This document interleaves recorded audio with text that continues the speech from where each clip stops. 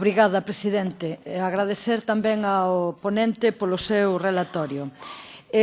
Partillamos bastantes aspectos deste informe, mas gostaríanos, a través das alteracións, de facer algunhas aportacións.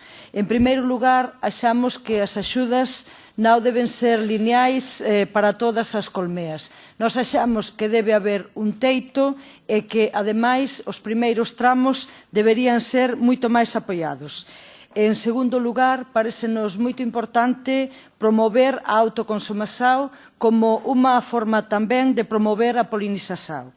En terceiro lugar, parécenos que sería moito importante traballar para reducir ao máximo a burocracia, que é unha dificultade, alo menos en algúns Estados membros.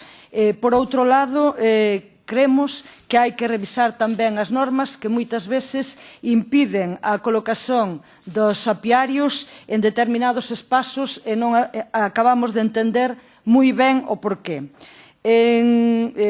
Tamén para nós é moito importante a investigación na saúde das abellas, mas achamos que debe de ser pública. Outro aspecto que nos parece que non está abondo recollido neste informe é toda a cuestión relacionada cos pesticidas e tamén cos impactos dos organismos xenéticamente modificados.